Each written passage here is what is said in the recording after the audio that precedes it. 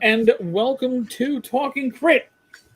It's going to be a little bit of a shake-up. If you look down below, you see our guest is not the guest you see on the screen. I will adjust that in a second. But I am Eric Tenkar.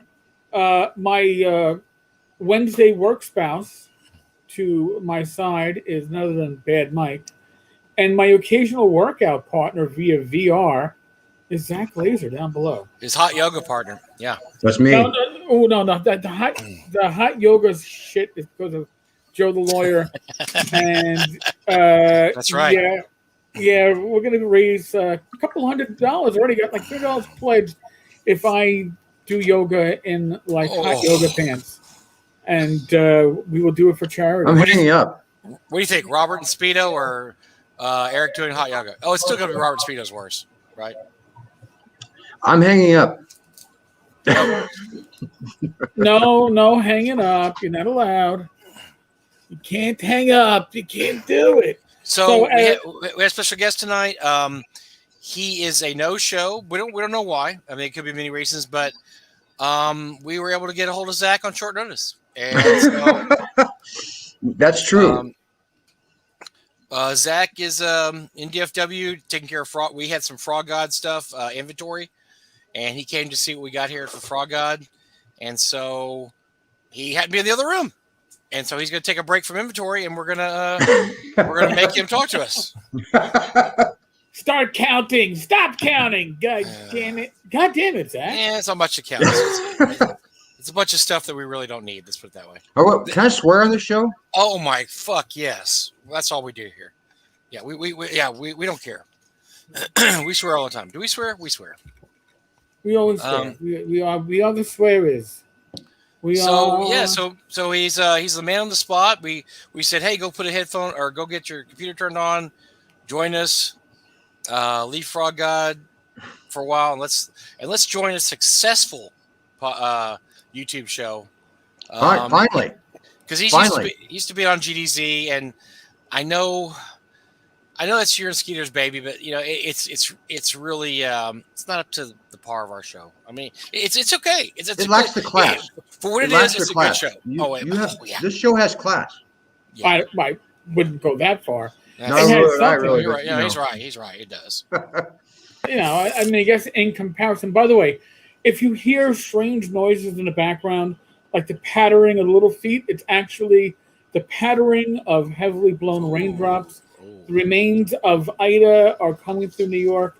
Before I logged in, we were looking at 3 to 5 inches of rain tonight, and it's literally hitting the window right behind my. That's more rain than we get all year in Arizona. Oh, I'm sure. We would gladly donate. My fear is that after this show, I'm going to walk downstairs to my basement and see about 1.5 inches, 2 inches of water, covering up most of the ground, and that's not going to make me a happy bartender. I'm going to be very hateful. Well, we're gonna. So we're not talking about Kickstarter tonight. We're going to be talking about Frog God Games. Hey, and we're going to talk about what Frog God Games has coming because Zach knows all this. He's going to join us. It might be Kickstarters, right? It could be Indiegogos. It might be. He's going to join us for. We're going to do This Week in Stupid. We've got a lot of stupid this week. It's going to be awesome. Is that why I'm on the show? Great. Yeah, we want your opinion on This Week in Stupid. Stupid is a stupid. I thought I was This Week in Stupid. Oh, okay. No, you're not. But we haven't had you on in a while. We had you on during TotalCon, I believe. That's the last time. Yeah. Oh shit, yeah. And I heard since then you've gotten laid, which I think is amazing. That's awesome, and I'm glad that it finally happened for you. It's been a while. Yeah. Congrats to your wife. I'm in the game industry.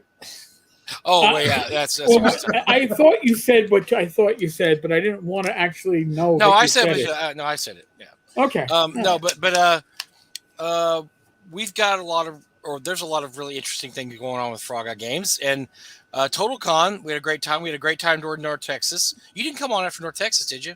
I don't think you. I don't get invited. You invite a bunch of losers, but never me. We had Skeeter. Exactly. Alyssa. Alyssa. She's not a loser though. Alyssa's badass. To be fair. Seriously, if you had to choose between you and Alyssa, come on, man. I choose Alyssa for right away. Yeah. And There's a reason why I don't go on a lot of shows, because Frog God has more interesting people than me. Well, and Jack Cole had a guest appearance last week too. That's when he's my favorite. Jack Cole's awesome. He is. He had a guest appearance handing Alyssa a drink, and he did have fear in his eyes though, and he tapped out Morse code "Help me" on his eyeball. So I'm a little ambivalent about that, but Jack's just going to have to make it. And by the way, I mailed Alyssa's package. Everybody wants to know the package I assembled last week. It is in the mail and it is on its way. Is this one with the armor?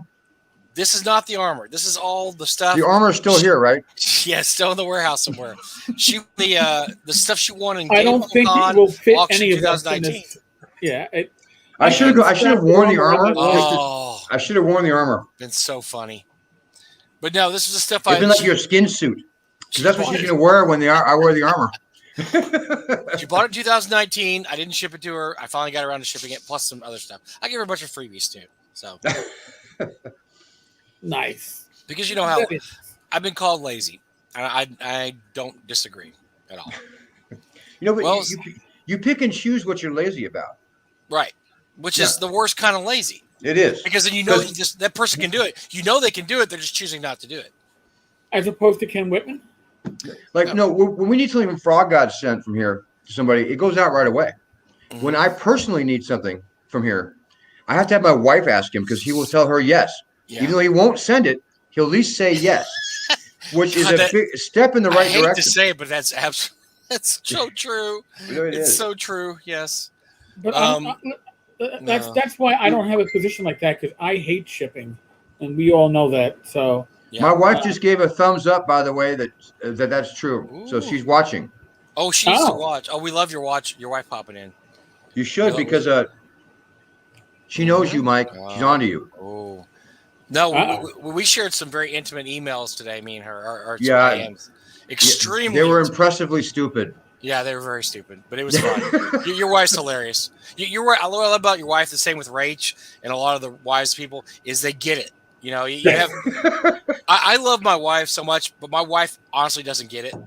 She just doesn't get it. She doesn't get the whole game scene, RPGs, whatever. I mean, she's great. You met my wife; she's awesome, but she doesn't get it.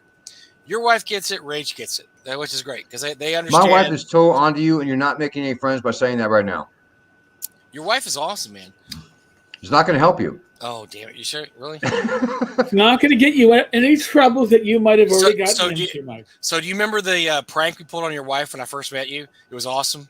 When I wouldn't friend her on Facebook. Oh, yeah, I remember that. That was so great. So how many years did that go? It was about a year, right? It was about 18 months. Yeah, that was great. So what I had said once to Zach was, you shouldn't have your friends' wives as friends on Facebook. And she took umbrage to this and said, that's not true. I can be everybody's friend. And so she tried to friend me on Facebook, and I let it sit there for months and months and months and months and months. No, and then you friended her and unfriended her the same day, remember? Right. And she that drove her crazy. Then I would be really cryptic. I'd say really cryptic things to her, and then I would sign off and stuff. And so it drove her crazy knowing that she couldn't understand why I wouldn't be her friend. She didn't have very far to drive, though, dude. No, but she didn't know what was going on. That was the best part. She had no clue what I was doing, so it flummoxed her. And usually, your wife is not flummoxed with people. No, she does not take well. Yeah. So I had the upper hand all that time. Now I don't have the upper hand anymore. Not at all. For that 18 months, I had the upper hand so hard. She has your number now. Oh, I lived in her head so well. I had an 18-story mansion in her head. It was great. And then look at you. Then I finally friended her during Game Holcom one year. So. And now she acts like your boss. Yep. She tells what to do now. Rocks. But that was great. It was great for about a year, just totally owning your wife like that. It was hilarious. Yeah, I don't know what that'd be like. Oh, yeah. You've never had that. No, not once. No. I met my wife when I was a freshman in high school, and never. Oh, was she the same bitch then as she was now? Or no, she's never a bitch. She's just in charge. Oh. And remains so. God bless her. Was she mean girl in high school? No. She's really? just tough but fair. She strikes me as mean girl. Really? No. All right, I'm going to take your word. Mean to you. Oh, and Pex, poor Pex. Mean to me and Pex. I can neither confirm nor deny she's mean to Pex. She is really mean. All right, But- so Eric, what are we going to do here? You want to ask him about some frog guts? I mean, this is we're just we're spitballing here. Well, we're going to spitball, but I do have a question, being that Zach is one of the few people who I know of in the OSR that has actually successfully had miniatures in his Kickstarter and not just shipped on time, but probably didn't make any money, but he didn't lose. I didn't lose any money. That's true. All right. So now, Frog God does not do miniatures directly. Correct. We've had the what was it? Center. We don't talk about that. Center stage. Oh, we don't mention. Yeah, Yeah. These shall not be mentioned. Yes. All right. We'll have to bring one of the Barshes on for that conversation. But in any case, currently there is a company that is working with the frogs, putting out miniatures based upon Rappanathic. Yeah, and they're actually, what makes this one different than the last one is they're done. Okay. Okay. They're finished and they're paid for. It's Next Level Games is the one. Next Level Miniatures is the one making them, and they're part of a group of companies owned by a couple people or one guy out of St. Louis. But all these companies are, they're interrelated gaming companies. They're very successful. I know they go under Gray Fox, I believe, is the game company. A guy that we know very well named Lance Mixter. He's the one who coordinated this and organized it. And they talked to us over about a year ago now. But they're great. They're really nice. They're nicely done. It's done very simply. So you can get the Rappanathic ones, standard fantasy ones. You get them both together. You get the Blue Dragon. It's really well done and really focused. And they're plastic injection molded. They're not spin cast. They're not 3D printed. So it's good stuff. And I've seen a lot of the prototypes and had a lot of behind the scenes stuff. I know what the stretch goals are. They're really awesome. We're real pleased with it. I'm proud to be working with them. And but yeah, not doing miniatures is a good idea. If you are a miniatures company, be a miniatures company. If you're an OSR company, be that. But I'm trying to do all things for all people. You ask Mike by the end of Whisper and Venom when I did all this, it was very hard. I can answer that question. That's directed at you. Yes. All right. When I started, let me answer the second part first. Yes, a lot of teeth grinding. I paid for a lot of it up front. I had done all the work that I could possibly do and pay for beforehand. But when my actual goal, if I was changing what I had done, I would have set my actual funding goal a little higher. Because had I not been lucky enough to fund it where I did, my teeth grinding happened during the Kickstarter between $8,000 and $18,000. That was the big money hole part. Was I worried? At the time, I wasn't, which was probably stupid. But I really believed in what I was doing, and I did it 24. You can ask Mike. Mike and I were friends then. I did it 24/7 for 18 months before I actually launched it. And there wasn't anything I don't think there's an avenue I did not explore, and I did as much as I could. So I'm proud of it. I'm still proud of Whisper and Venom. Where we're doing it for Frog God in a book this time, and so might be a box. That's some exciting stuff we have to announce about Frog God. It's gonna be 5e, right? We're doing a 5e version. Yeah. Nice. In fact, do you know some dude named Edwin Nagy? Yeah, I've heard the guy. Maybe, he was working on it today. Oh, really? Don't call him Ed. No, don't. Oh my God. Edwin only. Don't say Eddie either. That's great. That is great. What including the additional rep? I think, or did I just miss them? Why weren't the black skeletons included? They might be a stretch goal. I don't know. They're on the list of ones we provided them. They made the decision based on what they thought was the nicest looking miniatures from the batch we gave them, and I trust them. They want to make the best stuff they can make for people to buy and use, and so I don't know why. So one thing that impressed me about Zach, he's talking about the early days doing Whisper Venom. One thing that really impressed me was, so I met Doug at I met Zach at our fourth con, and he bought some stuff for me. We communicated online, and you'd gone to GaryCon that year, right? You went to GaryCon first, and you came to our convention. Yep. I forgot to pick you up from the airport. That was a great first meeting. You had to get a taxi, or I did.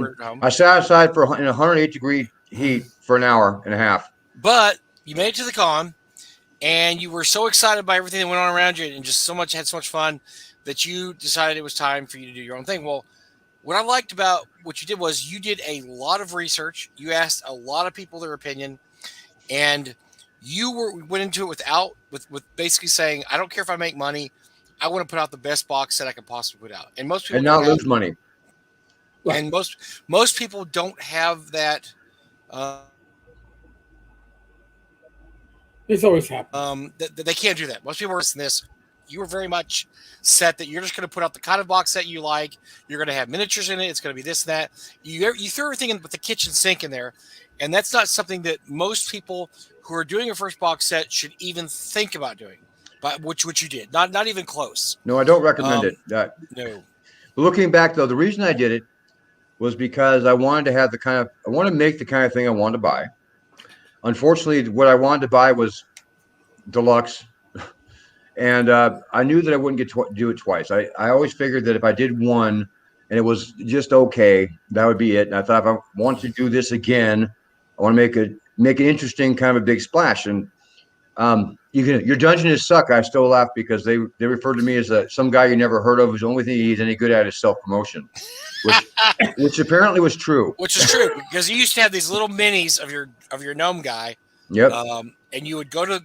You had like, I don't know, 100 of them made, 1,000 of them made. Everybody knew who you were because every convention you go to, you hand them a mini. You were handing like a business card. You had Topus minis. Everybody got a Topus mini. Everybody knew you were the Topus guy. You're the guy handing out Topus minis. That's how I met Noble Knight Games. Bought like 30 of my box sets. It was my biggest ever retail sale directly. They bought them because I handed Aaron Leader a mini. Really? He was impressed that was my business card. But I would go to GaryCon. I would staple little miniatures in bags to my business card and hand them out to anybody who would listen. Like I met Jim Wampler, I handed him one. Everybody I met, I handed one. And it was just a matter of that was the best greeting card I had. So how much fan base did I have getting started? Like how big a little face? My wife wasn't my fan then. She was like kind of indifferent. Even though if you open up the Whispering Venom, the very first thing it says is, to my wife, I dedicated to her, but she wasn't a big believer yet. The fan base, I don't think I had fans. I had people who believed in what I was trying to do. I think I had people who really wished me well, having no idea what I wrote, not having any idea the kind of writing I did. I'm real proud of the writing in it. I spent a lot of time on it, but it was a big ask from somebody who never did anything. What you did, so one of the things you did, so you had been out of the hobby for a long time and you got back in. Yep. And the year that you went to GaryCon in North Texas, that was kind of your way back in the hobby. You went to a ton of conventions over the next year or so. And so you started meeting people and you started talking to people and you basically built a lot by word of mouth because you go and say like, oh, pretty soon I'm seeing you at all these conventions. You're here, you're there, you're everywhere. And that's kind of how you got, I guess, your fan base is that people just got used to seeing you everywhere.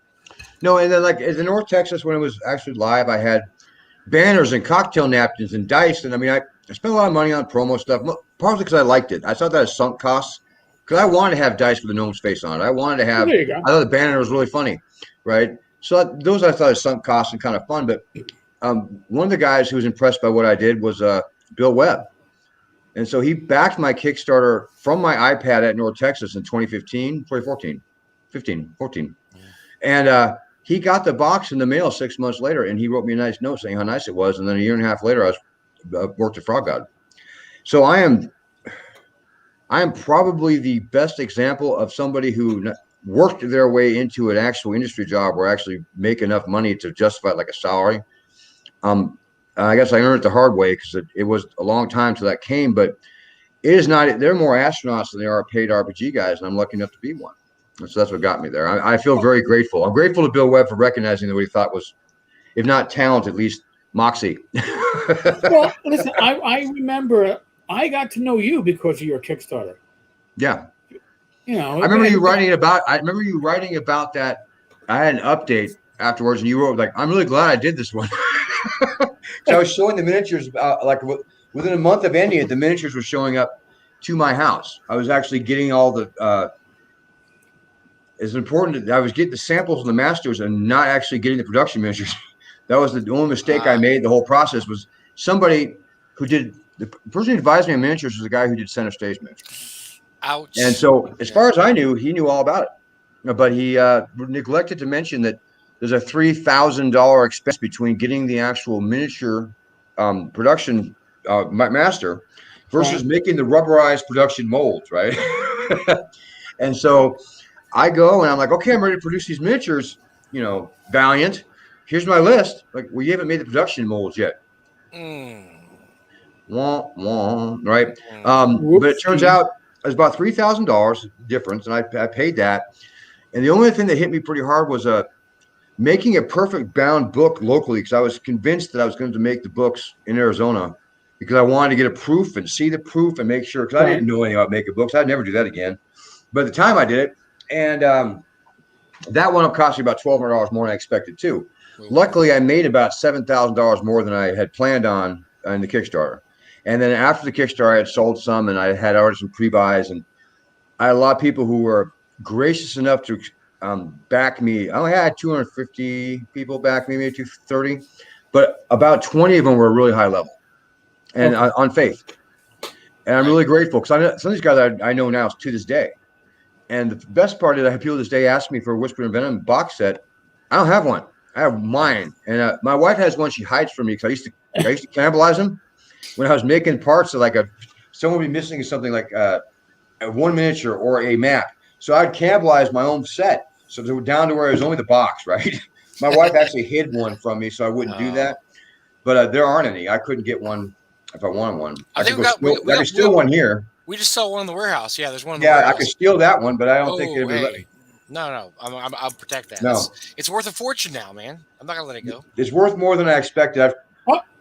Mike dropped. He went to go steal He went to go steal it. Listen, I wouldn't be half surprised. No, I'm lucky. It actually wound up being a surprising resale value. Jeff Talanian stuff does the same thing. I'm always shocked how much they go for when they go on eBay. There's not very many of them. When they go pretty high. The last one that did an auction was like $400 for just a regular set. Sorry, I got excited and I pushed the wrong button. That's never happened to me. That's never happened to me, right? Never. We've never lost. Never happens to me. Always happens. Always happens to me. Always.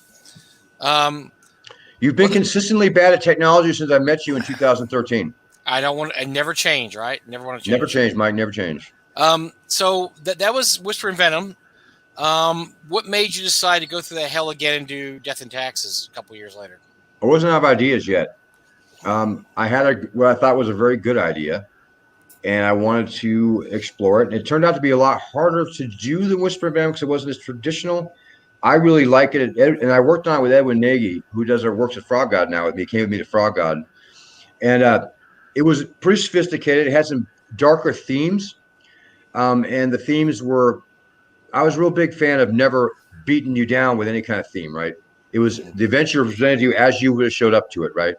Yeah. But it wasn't as successful because I think it was a harder sell. And right after that one came out is when I got hired at Frog God. So my ability to focus on that kind of just died.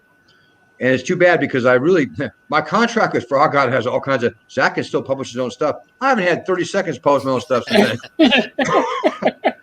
But I'm now, like, one of the things I do with Frog God is I'm like the Swords of Wizardry box set.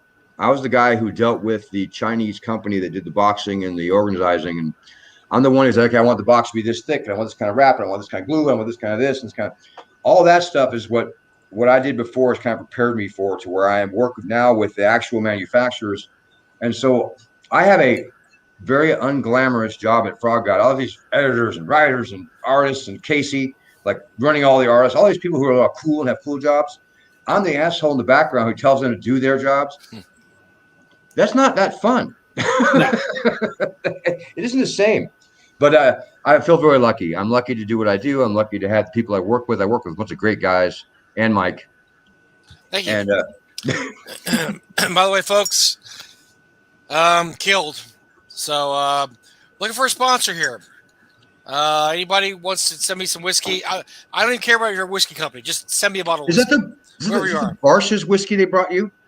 No, this is a bottle that Ben Marsh and Brian Stanley drank. There was a $60 bottle of whiskey that I happened to have at the warehouse, and when they came to visit Doug Saturday, they drank the whole freaking bottle. So thanks, guys. No, I saw you drinking that bottle yesterday. That's no, not. what are you talking about? No, I don't know. No, it's all gone. It was all gone.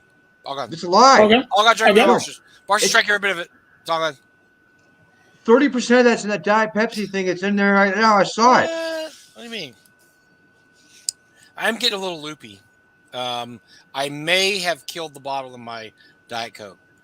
So be prepared. Yeah, there. See, Bill says, yes, I did. Bill Barsh is testifying against his own son. I'm allowing it. Testifying against his own son. Yeah, because Ben There's called. nothing wrong with Ben. Ben Ben's texted a me nice later. guy in gaming. Ben texted me later and said, hey, how much do I owe you for the bottle? I'm like, what do you mean? He goes, oh, Brian Stanley, I did some damage to that the other day. You I was like, know what's funny is Bill Webb and Steve Getty could come up and have that bottle with you, but they would never write you after the fact and say, what do I owe you for that bottle? Only someone as nice as Ben would do I know. that. And so I went in there and I looked, and sure enough, they had totally killed that bottle practically. I'm like, what the hell? But it was okay. It was all right. It was all right. But thank you, Bill, for recognizing that I was not responsible. That was Ben and Brian. So anybody can help me out here. If you're a whiskey company, give me a call. Help a brother out, yo. Help a brother out. Give me a call.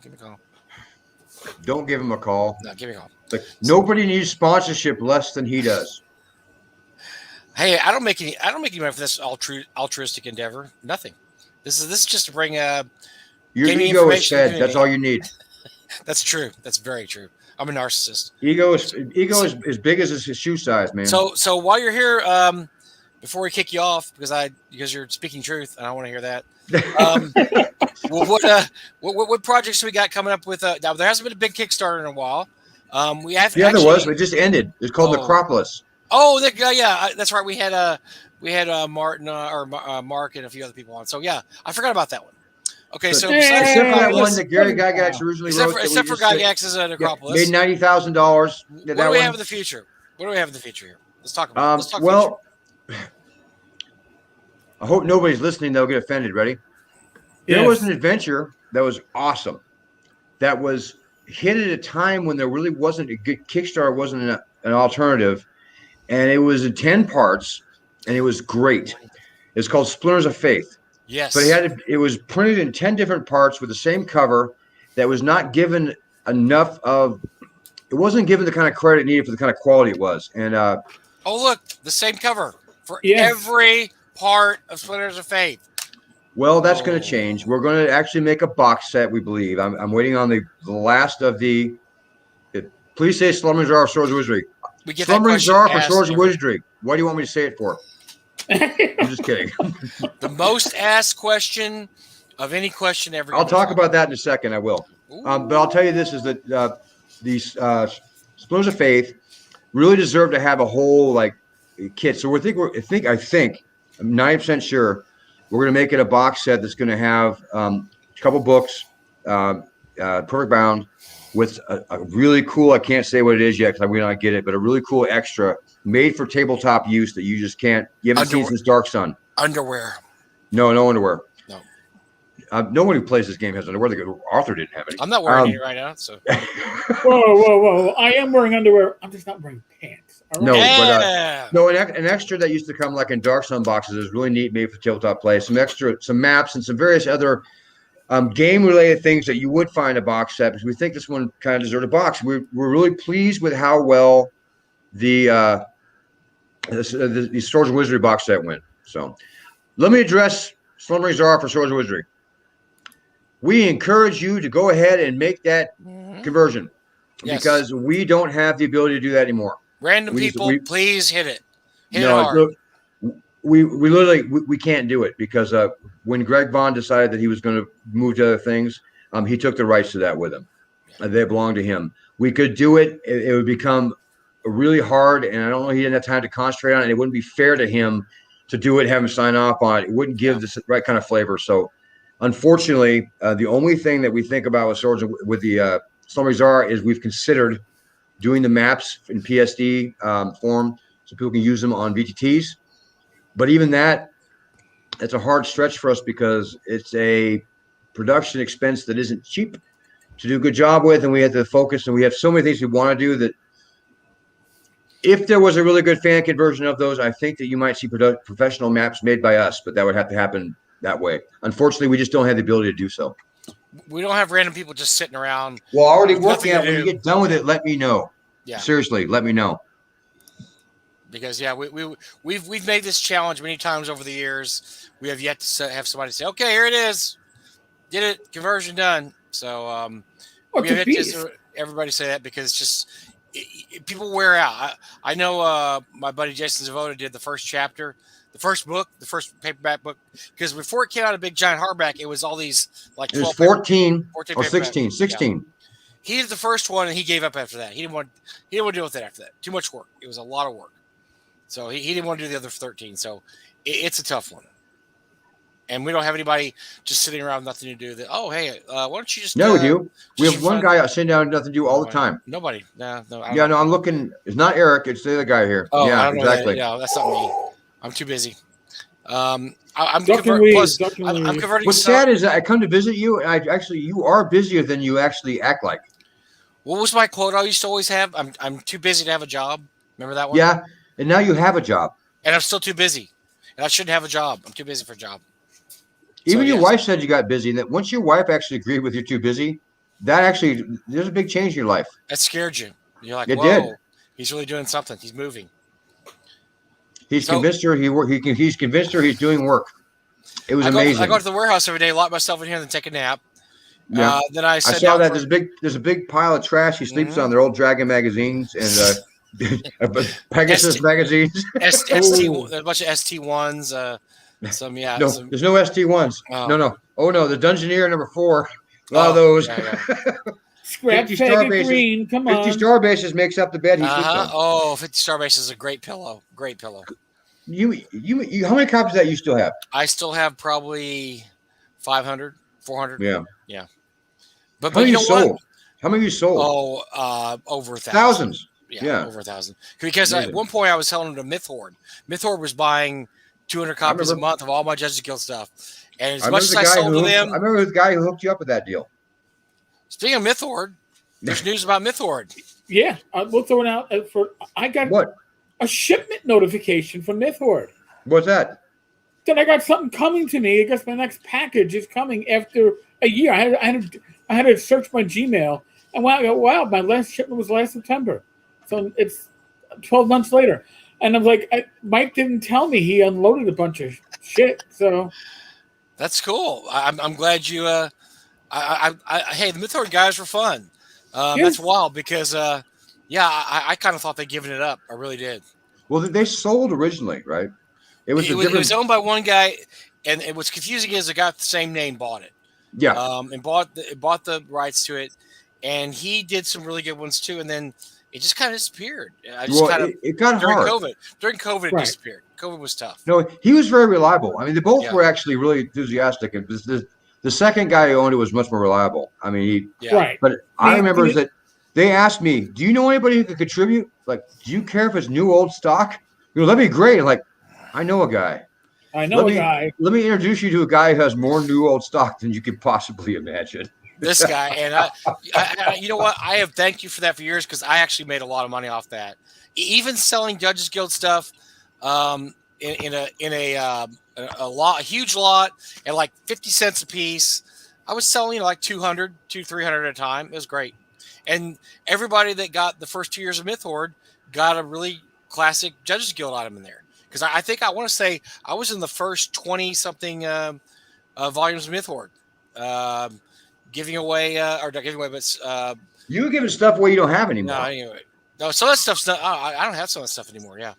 Well, I'm going to read this. Wait, I heard Zach crashes the warehouse. This is true. Not this time. No, it's lies. But no, it's true. And actually, I would sleep in the room behind me here on a mattress, and it would get really dark and really hot and lonely and like nothing to do because he would not show up for hours. He'd say, "I'll be there in the morning at 11." Okay, here's the deal. There is internet here. There is not then. You lying sack of shit.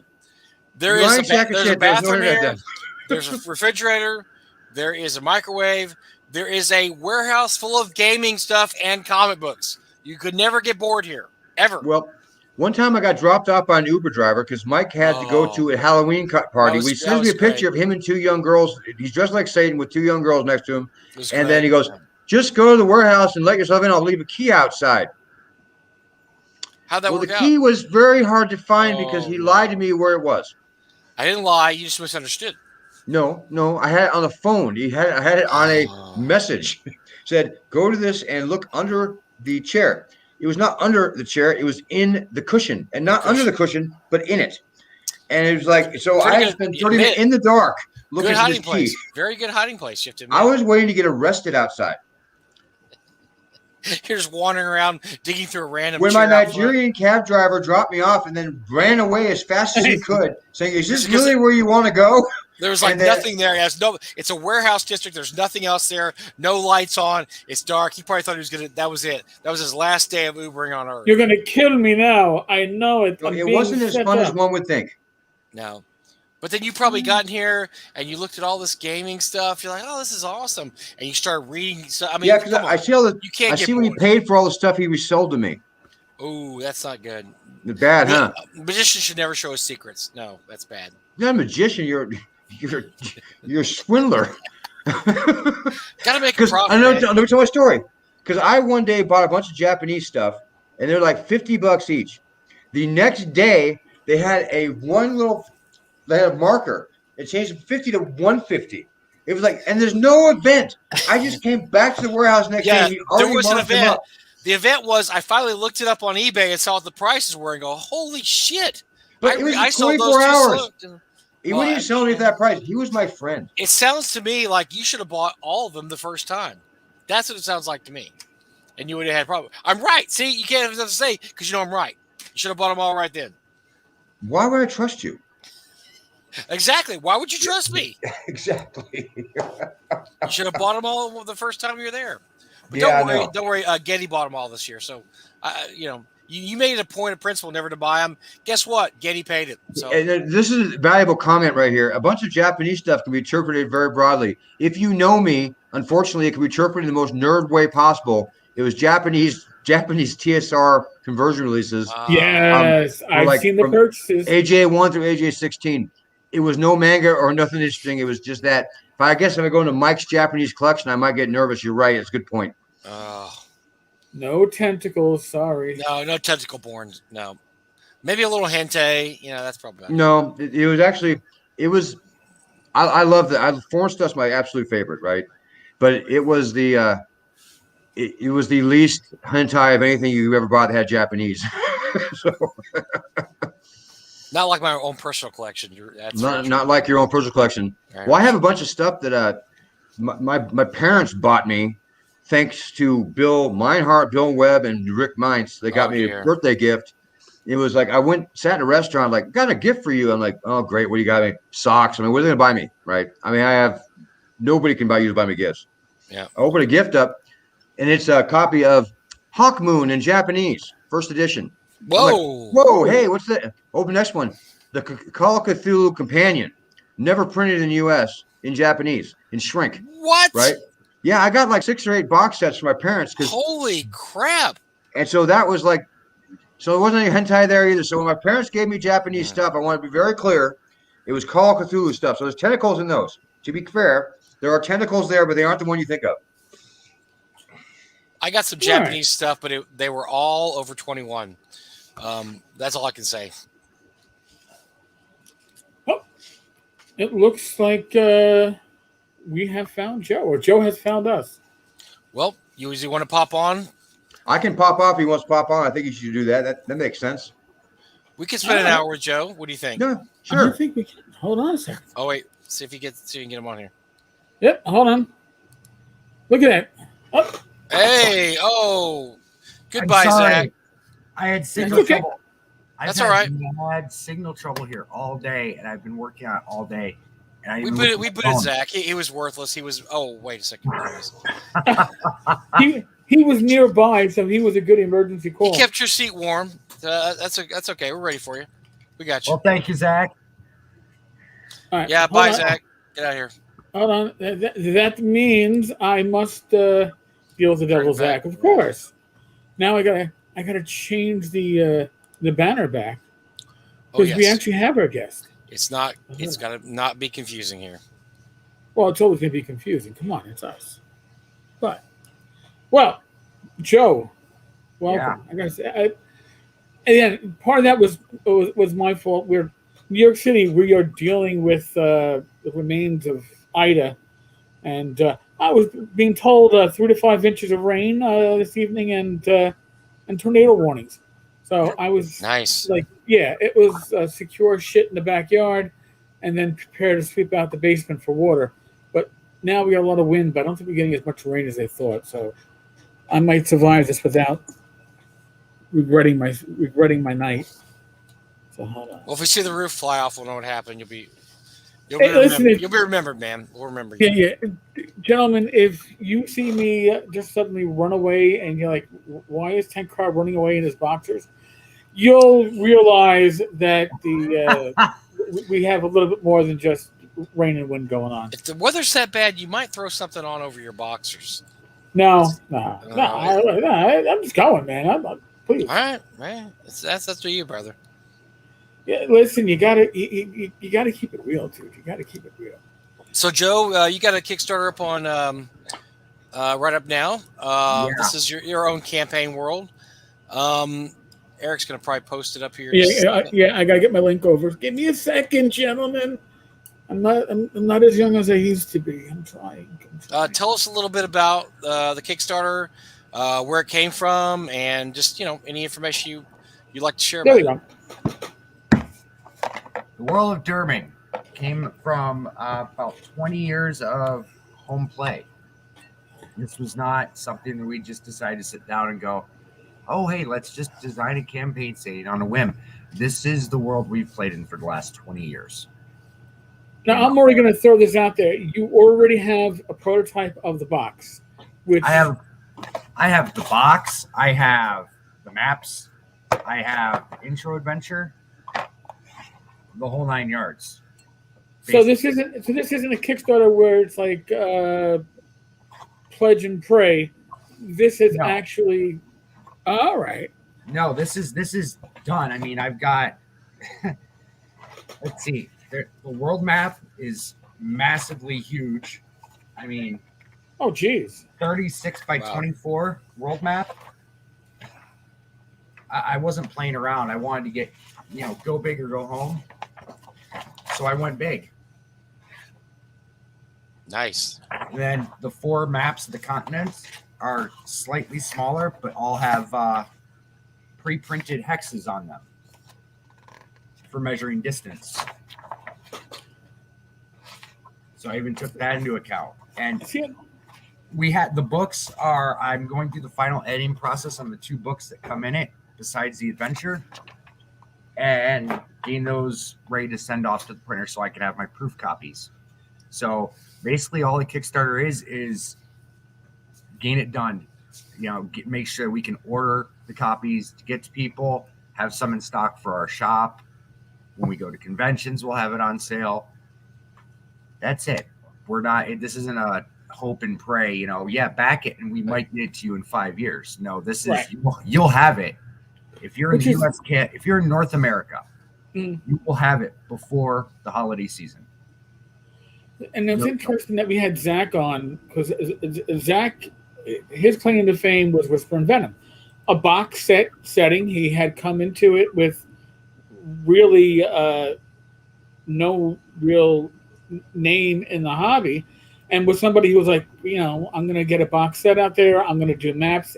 He threw in miniatures, which God bless him, was probably the insane way to go about it. But it's not an easy process. I almost did that too.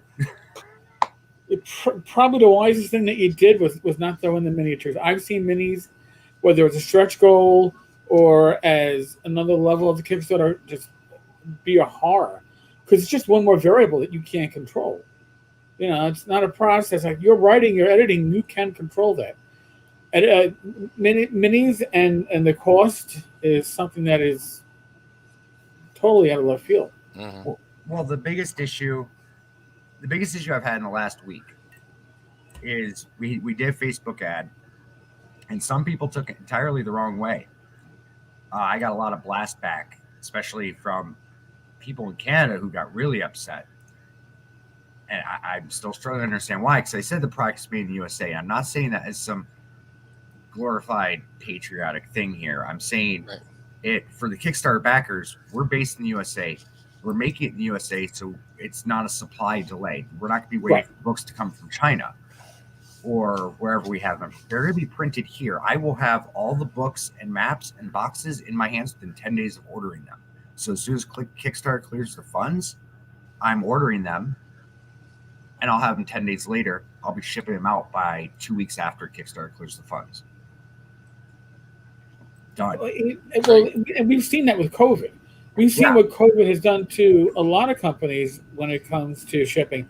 I guess a combination of COVID and the Suez Canal incident with the one tanker that snagged the Suez Canal and blocked it up for a week. I mean, as a world, we are very dependent upon not air freight. This stuff doesn't move by air because it's too expensive. Everything moves by sea, and whether it's the dock workers in China not at work because of COVID or ones here, and once you start that delay, you're right. So you got pushed back because you were saying it was made in the USA. And you were trying to say it's made in the USA, so the delay should be minimal. And people were saying that they thought it was a patriotic thing, or I was bringing politics into it by saying that, but also saying that we're an inclusive company. All we mean by those two things is, one, we're going to make it in the US so we can fulfill it fast. We don't want to screw around. And two, inclusive means we invite anybody to our table. We don't care. We don't care where your politics lie. If you want to play with us, cool. Because that's all we want to do. That's it. That's all it means. It's nothing bad or anything. Our politics don't matter. Right. They really don't. They don't. We just want a game, and we want people to have fun playing the games we make. I did Valor Palace of the Disco Emperor. I mean, that nobody really knew who I was before that happened. And I still, to this day, every time I talk to Luke Gygax, I thank him for going, hey, I want to see this at GaryCon. And I thank the other 59 people in the comments ahead of me that did say I'll do it, because that's really what broke me. Well, there you go. So you did some modules for GaryCon, right? That's kind of where you got your start. I didn't do them. They're not officially for GaryCon, but what happened was GaryCon 11, about 9 months before Luke Gygax proposed. It was that meme. Valor Palace of Disco Emperor. He had 3 guys. It looked like a old sewing like some kind of catalog model type thing. Yeah. He wanted to see that module done for GaryCon 11. And I'm reading through the comments, and nobody's saying they're going to do it. And I was like, I volunteer. Sure, challenge accepted. And I did it. Thank you. And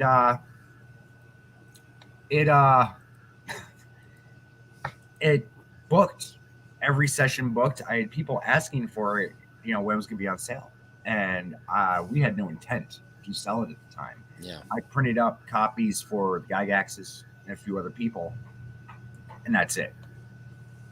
And I was like, okay, well, let's try this experiment, because we'd been trying to publish 5th edition stuff, and it wasn't doing well.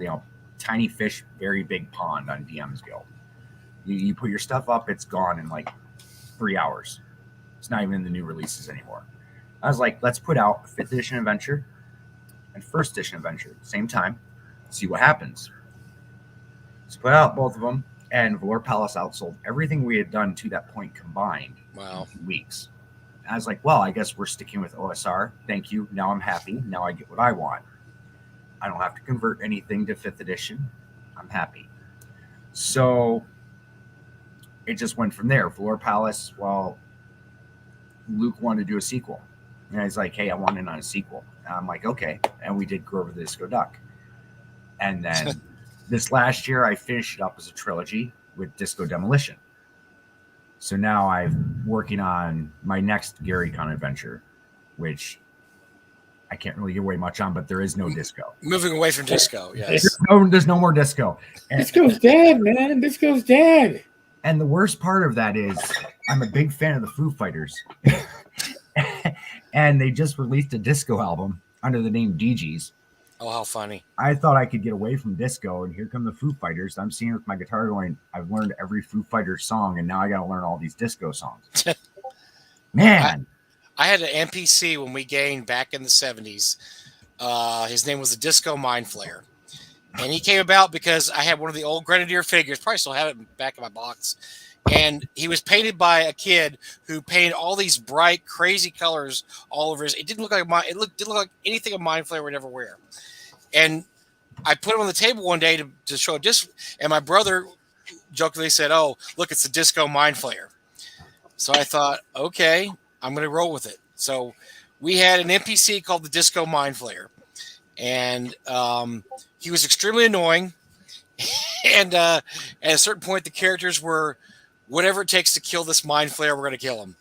Because whenever he'd come in the room, I would play disco music. I turn and they go, "Oh no, the Disco Mind Flayer, not the Disco Mind Flayer." So it's funny because I mean, disco and D&D are linked, right? Because I mean, that's when D&D was big, the 70s. Disco was big, 76, 79. So kind of linked in the times they both came out. But you have the disco music, and then you have D&D.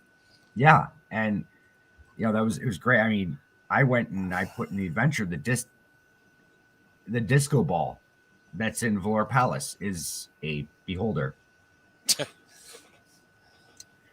Disco is not dead. Disco is silver beholder. Okay, it's really weird. But yeah, so all that happened, and we decided we wanted to release our campaign setting that we've been playing in because everybody's enjoyed our adventures so far. I haven't had anyone say to me at a con or through messages to the company that they didn't like our products for first edition. Everybody liked it. So I was like, why don't we give them what we've been doing, which is a campaign setting that it feels very familiar to you. Like you'll see elements of past settings that'll remind you of past settings in it, but at the same time, there's differences. Like nobody expects swaths of land that are irradiated wastelands in a fantasy campaign, but there they are in ours. Just because that was so interesting. I'm going to ask you a question, and Eric and I talked about this a little bit. I mean, I have to say, I'm looking at the Kickstarter, and I have to say, looking at it and knowing what Eric and I know about Kickstarters, it seems there's a really good chance this is not going to fund because you're going to have to make about $8,000 in 12 days, which is tough. I mean, that's tough. It can be done. Can be done. But it's a tough one. Part of the issue is, and again, funding is limited. I know you put money into a Facebook ad, which what's strange about the current environment is people read so much into stuff that isn't there. I mean, listen, you call yourself your company inclusive because you accept everybody. I have been told that being politically neutral means that I am virtue signaling by being politically neutral and saying basically what you're saying, that whatever, I don't care if you're left, right, up, down, black, white, we're all gamers. We should all be enjoying the process of gaming. But by saying that I'm looking at everything as a neutral ground, I'm signaling. So people read into what they want to read into with their own prejudices and their own experiences or lack thereof. So you got hit with that one. I'm very surprised that I shouldn't say that. I am surprised and not surprised by the reaction that you got, because I would not have reacted that way. I would have been like, as Mike probably, oh yeah, made in the USA means you've cut out the middleman of having to that's exactly ship what from I thought. China. Yeah, because I talk about that a that's lot. Right, because China shipping's tough because with COVID, we had a big problem. I know Frog God had some issues because it was late because everything from China was late, and ironically, those guys that were shipping from the United States had United States printers got all their stuff out because that they didn't have to wait on boats, the proverbial slow boat from China, So Exactly. I didn't think anything of it with that. I thought, you're just getting stuff printed in the United States, which is something we do with our Indiegogos. Our Indiegogos are all printed in country. Unfortunately, the bigger books, to afford them, we end up doing those in China. But it's a volatile market right now with COVID. You don't know if stuff's going to shut down. You don't know if they're going to be able to ship on time. In the case of last year, 2020, everything was delayed a month, which is a domino effect. I mean, once you start delaying it, it starts going down the line. And we were very late on our delivery of Kickstarters. They were done. They were just on a boat that was stuck, somewhere in China somewhere. So, and that's another thing is, I've gotten some bad feedback from Australia, from the UK, and I'm sitting here going, if you look at our Kickstarter and you scroll down, you look at our estimated shipping rates, we're looking at taking a loss shipping overseas. I noticed that. And most of the time you are we don't want it to go over $15 US to ship anywhere, and we're gonna lock it at that. If it's gonna cost us more to ship it to you than that, so be it. We take a hit on it. But you know what? You're still gonna get it. I didn't want to cut out worldwide. I know there's a big OSR following in Australia. I know there's a large one in UK and in Europe and in South America. I don't want to cut anyone out.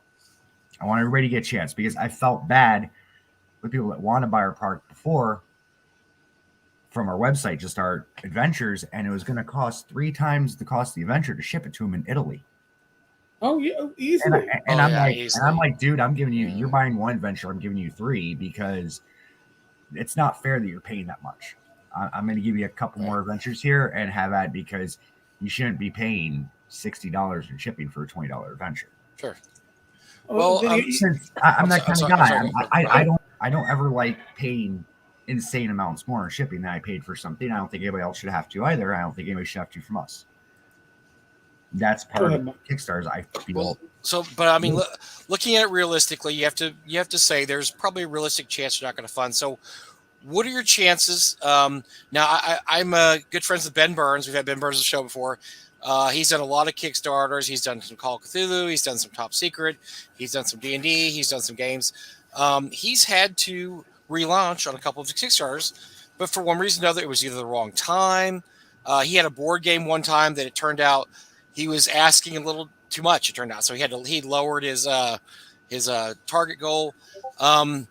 If you have to relaunch, which is not, like I said, people do it all the time. Mm-hmm. I know Ben's done it twice. Both times, his relaunch was successful. He was able to fund on relaunch. Is there anything you could think you would change, or anything that you like to do differently the second time around to maybe garner a little more interest? Well, I never did get around to shooting a video for it with a full completed box set. Mm. So I think what I'm going to do, if we do have to relaunch, which I do feel we will, because like I said, it's at 18% backed.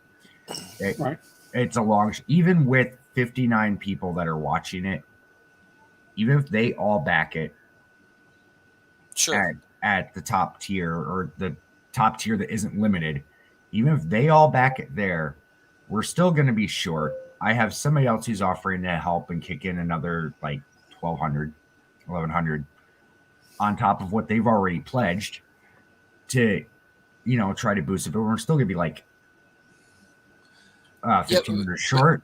And I'm like, I can't. Well, Eric and I talk about this all the time. The only thing worse than your Kickstarter not funding is barely funding. You don't want to just barely fund, because then you're if you end up with $10,100, well, you're not going to make any money. That sucks, because it sounds to me you've got a pretty good beat on how much money you needed.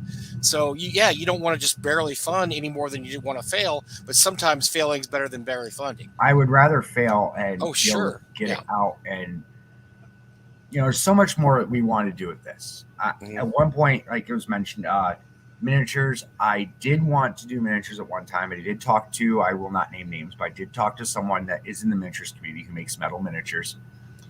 And we talked briefly about it, but there really wasn't time to work on it. And also there was no guarantee on supply for the metals. That's again COVID. Yeah. Well, it's just right now I'm waiting on a Kickstarter from a company here in the same city I live in. I'm waiting for a Kickstarter that was backed last year by them, and I should be getting it. I think now finally next month. I think they said it'd finally get to me because the supply chain for their metal was backed up that bad. So okay, we're discussing a dice deal with Studio 66 for next year's cons. So I was thinking, okay, we'll probably add in dice to the box set if I relaunch. I'd like to have all of the stretch goals physically being able to be shown when we relaunch, not just, well, this is what the stretch goal is. Sure. So you think theoretically, okay, this might happen. No, I want to be able to show a physical copy. Like my goal and what helped a lot with our launch, when we launched it at PhoenixCon, a lot of what helped was the people that backed it at PhoenixCon got to see it in person. I had the box sitting there. I had the map sitting there. I had a few chapters printed out of the book that had already been edited, or of the 2 books, and I had the first level adventure sitting there. I think that's really important, Joe. And I think those sound like all really good ideas that would help on a relaunch. I was just checking Ben Burns, and sure enough, he did have 2 canceled Kickstarters that later on funded. So yes, it can be done, and I think you're real. I think you know what's going on. I think you're with it, and you understand that there's probably some things you need to do differently next time, and I think that will definitely help. Yes. But yeah, because you learn something everything you do, right? I mean, every time you have a project, you learn something that you use in the next project, or and even projects that fail help you, because then you're like, okay, well, here's what I won't do next time, or here's what I do. I mean, Frog God has that kind of thing all the time. We'll be like, well, we put this out and it did really well, but I think we could have done better here, here, here. You never put out the perfect product, but you can always put out a better product. And there's always something you could have done to make it just a little tiny bit better. I don't think Frog God's ever had maybe 1 or 2 Kickstarters where we said, you know what, that did way better than we could ever have imagined. And that was amazing. Most of the time it's like, we did 90,000. I think we could have done 100, if we'd done this, or this. So, hey, we're in your court, man. Like I said, it's nothing to be ashamed of or upset about. I mean, it's just something that happens, and we definitely wish you luck. And if you decide to launch this again, definitely talk to us. We'd love to have you back on and talk about it. Well, as you can see from the screen, I'm a backer. I'm in for 100. But now the idea with the dice, by the way, something that a lot of smaller publishers, Kickstarters, have done, and I know this because, as Mike would tell you, I've gone to numerous cons. If they get those D6s made with the logo or something that speaks about your con, yes, and you give them out, and people would remember that, and that becomes, hey, when I was at GaryCon, I got, who gave me this dice? Oh, that's right, that was the World of Durmin. And it just sparks it. I love I call them my collectible dice. I've got a number of them, and I love them. I mean, these are great dice because they all have a memory of a convention where you got them, except for my Swords and Wizardry dice, where I've gathered the spare dice that have been broken and broken out of their cases, and we're roaming around in the boxes that we were moving stuff in. I'm like, oh, hey, I'll get a few more D6s. Well, you're definitely right on that, though, Eric, because that's like my Fat Dragon dice. I know where Tom gave me that. Tom gave me my Fat Dragon die at Origins the year that I had a table at Origins. I was like, I don't have anything to give him back. I'm going to give him a copy of Valor Palace because I don't have anything else. I didn't have dice. We didn't have anything for me. But yeah, that is the plans. We're going to, I've talked with Cosmo briefly, and I got to send him the designs so we can get them made up. But the plan is we want to take them to Ice and Dice and GaryCon next year. So those are the first 2 cons we're doing, and just give them out. And then also, if we do a relaunch, I'm hoping to do it at GaryCon because it was successful with, the initial boost start right at the beginning. It was really good. I felt, I've seen Kickstarters get backed a lot faster than our boost start was. but a majority of our backers did meet us at Phoenix Con, did see the product. The rule of thumb is you want to get 1/3 of your money with the first couple of days, 1/3 along the way, and another third the last 2 or 3 days. That's usually usually if you don't get a third by a week, that's never good news for a Kickstarter. No. I resigned myself. Once we hit the halfway point, I was like, this is not happening. And I'm at 25% and we're halfway. If it happens, great. Thank you all. Thank you all who still believed in us. If it doesn't do it, we will be back with it in March. But, I knew, because the same few weeks before, there was a Kickstarter launch by a friend of mine called Alcohol Alchemy, which is still going. And we took him to Phoenix Con with us, and he got, I'd say, at least 60% of his backing from that con. But then he gave away free booze. Well, you would have had Mike there in a moment. I'd have been like, yeah, there you go. But honestly though, his is like 225% back now, and he's still got. Wow. He did a 60-day Kickstarter. Sometimes you never know why people find. I mean, seriously, you just never know why. Sometimes it's just the wrong time. It's the wrong place. Like you said, we just had Zach Glazer on the show, and he was telling us his first Kickstarter. One of the things he did was we were just talking about those little Topus gnome minis he had. He had 1,000 of those made up, and he went to probably 6 conventions that year. At every convention, he handed out those minis to everybody. So by the time his Kickstarter launched, everybody knew who he was. They all knew what was going on because you get a free mini. Like, oh, this cool little mini. And so you start talking about the Kickstarter. Like, yeah, this is a Kickstarter I'm going to be launching later this year, blah, blah, blah. Sometimes all it takes is just something that little, or free booze. Free booze do it too. And then you could get just people. And it's kind of a self-fulfilling prophecy. Once you start funding, it starts, snowballing at that point. And everybody's like, yeah. And we tried to do that at Phoenix Con. People that backed at Phoenix Con all got an adventure that was just given out to them. That was just for that. That's listed as a stretch goal in the box set on the Kickstarter, but they got one that was serial numbered, 1 in 25, which actually now, because I have a bunch of them here and there's only like 24 backers, I'm going to get a hold of all the backers when it's done and go, hey, if you didn't get one of these at Phoenix Con, give me your address. I'm going to send you one because I've got these all sitting here and they're all stamped on the front of them. Phoenix Con, serial number 25. I'm like, I don't know what they do with all these. So I'll just send them to the people. Well, they're good. They're a good promo. I mean, that's a good way to promo your stuff. I mean, definitely, that's the kind of stuff people love to see. And I definitely pay attention to people when they hand me a module or a miniature or a dice. Yeah, like you said, you get home, you throw it on your desk, and then you see it every day for 2 weeks. Like, oh, there's that dice or whatever. Then, oh, the Kickstarter launch. Okay, well, great. That stuff you could definitely use. That stuff. That's stuff that could definitely be used. And even a Kickstarter fails to fund gives you a list of backers. You got people that you can communicate with, and say, hey, listen, we canceled 2 days before the end because it wasn't going to fund, but you will be the first notified when we relaunch around GaryCon, and that way people know what's happening. Anytime that you are building up a list of backers, again, whether or not you want to get money for them or not, they're people that you've now added to the community that is your potential customers, and that's something that you can't see that. I mean, I've been building a community for well over a dozen years. It ain't easy to get to that, and even with my releases on drive-thru. Those first couple of days, everybody's out there, and then after that, stuff slows down. Like, I'll probably never do a Kickstarter because I am too much of a critical critiquer of Kickstarters to be somebody who will put myself in that same shine of light.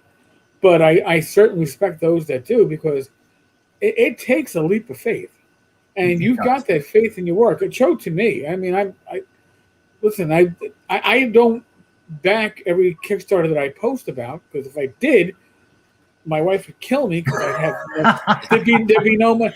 I'm already a super backer, and I'm going to look over my shoulder and just make sure that Rachel's not sitting in her chair. No, she's not. Okay, good.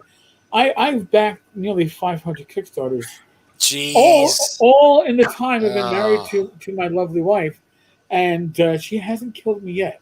And we're She still might not married. know how many, Eric.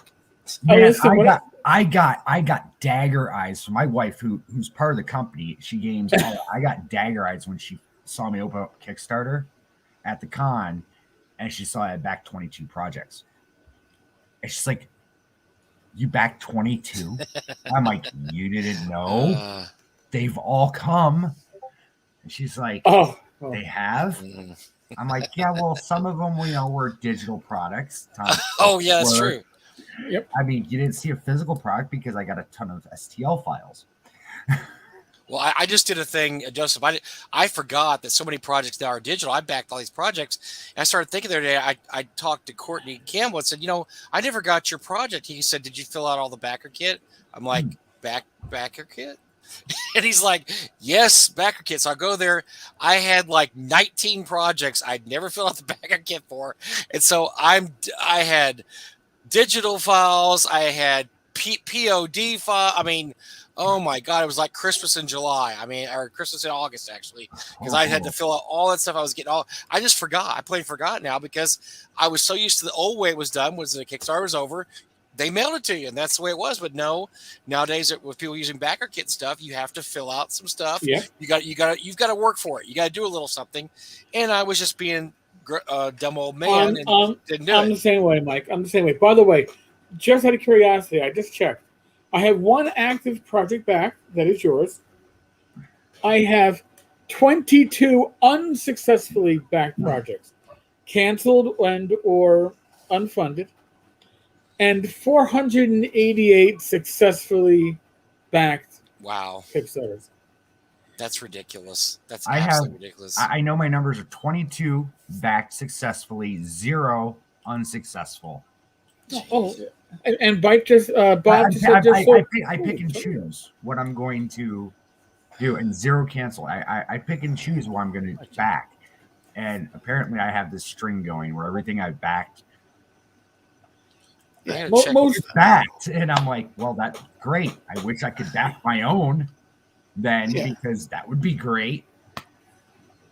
I have a lot. I don't know how many I have. I can't log in. I don't know. You don't want to know, Mike. Trust me. No, it's a lot. It's quite a bit.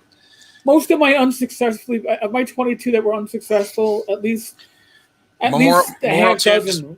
Does Memorial Tomb count? That's actually we can count that as successful. Yeah, I mean we just haven't got the physical product yet, but we got a PDF, and eventually we'll get the physical product from Troll Lord. So that's probably the last one I have. The oldest one I have that hasn't funded was Memorial Tomb. Yeah. Thank you, Matt. 500 Kickstarter sounds like a police pension put to good use. Yes. Wow. Yeah, that's our city's money. That's New York City's money at work there, fans. Thank you. Thanks, New York City. Funding Eric's Kickstarter Jones.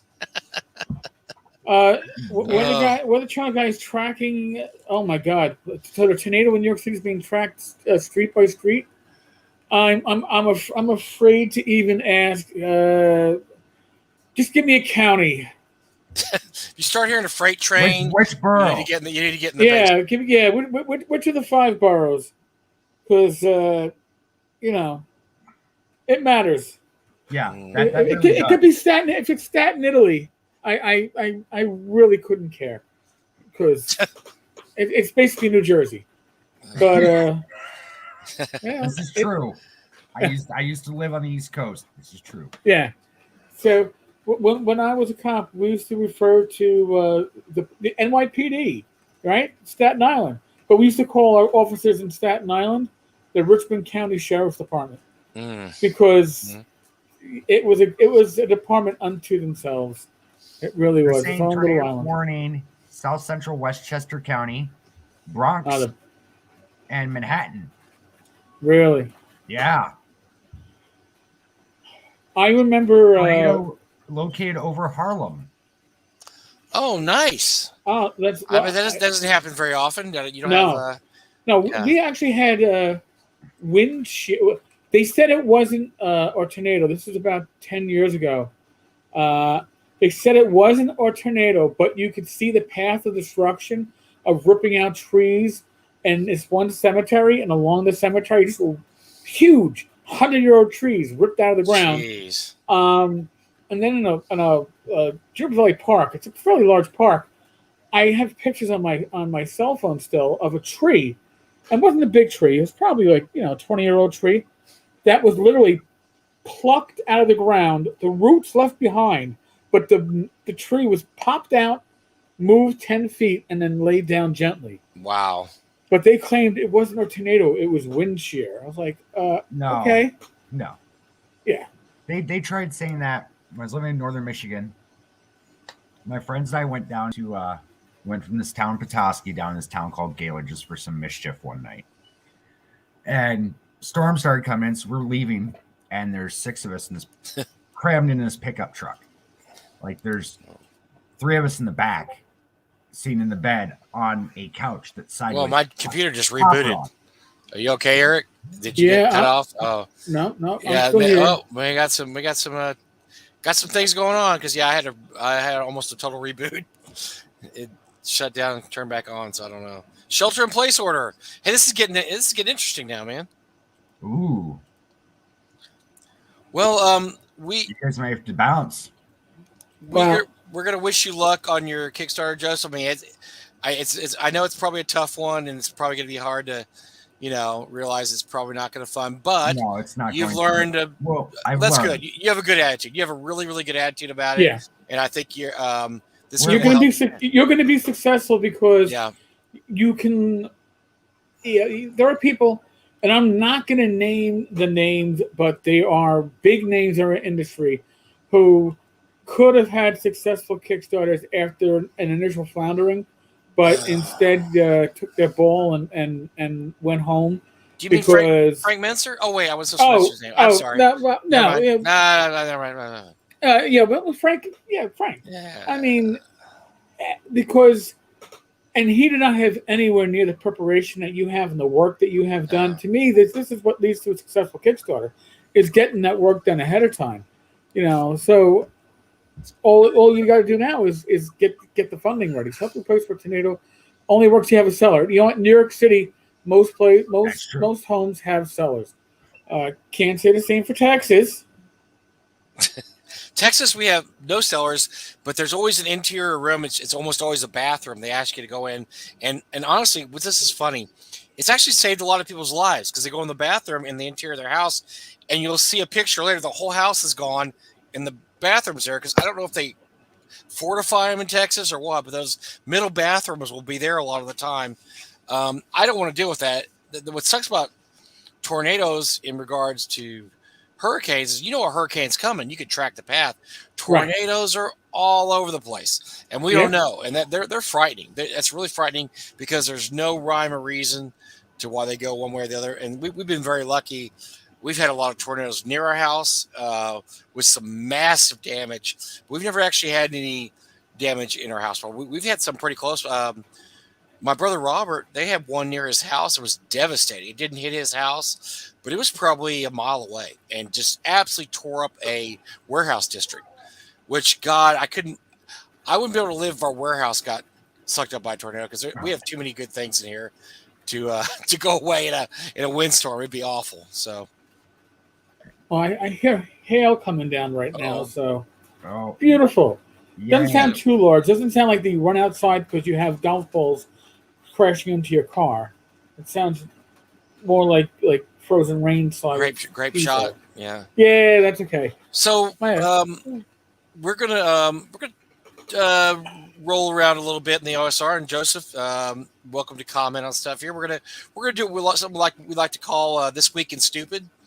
And This Week in Stupid, we have some of our old friends coming back. No. Well, but this isn't necessarily stupid, but it's just interesting news. Which one's this? How about TSR Con? You want to do TSR Con first? Yeah. Let me get let me get it together over here. Hold on a second. I gotta. So we finally have a date for TSR Con. This is Lanas's and Ernie's con that they talked about, was going to be at the Horticultural Hall. There wasn't a lot of details. Well, I guess there's more details now. There's an ad for it, and there's a time. And mind you, the ad for it now does not use artwork that they don't have the rights to use. You know, they actually, I guess, commissioned artwork for it. So TSR Con, July 1st, 2nd, and 3rd, 2022. Now I'm going to hold off on the good piece for a second here. It's going to be seminars, dealers, auctions, celebrity guests. We don't know what the celebrity guests are yet. We can have celebrity guests.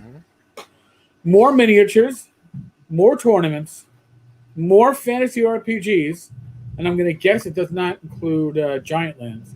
I'm going to guess we're not going to have Giant Lands on that one. Ouch. Going out on a limb? Going on a limb there. Go ahead. No, I was like, they're not friends anymore, so no Giant Lands anymore. More board games, more and more and more. The nation's primordial gaming convention. Now, this is where I get the Princess Bride vibe of, I don't think you'll know what the word means like you think it means. Because no. Unless they're saying it's the most basic convention you're going to find, or it's born of the ooze of gaming. I don't think either one is it. No, it doesn't track. No. I just said that. But what I think is interesting, we've heard from many people. We've talked to people who've been there. And I've actually been at Horticultural Hall. I went on tour there. We're talking 150 tops, people, right? I mean, tops 150. It gets dicey after that in terms of crowds, and we are, even though it's a year from now, we're talking maybe post-COVID, so it's going to be tough for them to have. I mean, they could probably. I think they could fill it up. I think they could get 150 people there. Well, it's 160 people if you're doing a wedding. Yeah, but the wedding, there's no tables or anything. Yeah, no tables. Right. So now, if you're doing a gaming convention, I'm going to say 100 to 120, maybe.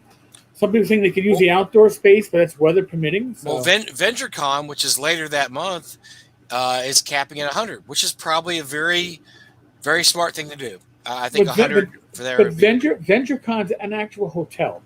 So you have a venue that you're at a hotel. You're actually at a hotel. So, yes, this has the bucket list aspect of it's at Horticultural Hall, and that's a bucket list for a lot of people. I understand that. Yeah. But it's Lake Geneva, Wisconsin, in the middle of the summer when most of your hotels are probably already booked up because it's a resort town. Yes. This is on a holiday weekend. That too, Joseph. Yes, you're absolutely correct. Yes. How do they think that's going to work? I don't know if they ever think about anything too far ahead. So I mean, this might be par for the course. No. They think of things pretty far ahead. And I'm going to tell you why I say that. I mean, okay. Here in Columbus, we have MarCon on Mother's Day weekend. We have Origins on Father's Day weekend. But nobody books a con for Independence Day because nobody wants to go to a con on that weekend. That weekend, no, it's not good. It's hard. Listen, well, God, what's that convention out in New Jersey? Oh God, it's usually the holiday weekend in July. I've never gone. Which one? Mafia Con? No, not my. That would be funny though. Bent Nose Con. No, I'd have to ask Joe Block.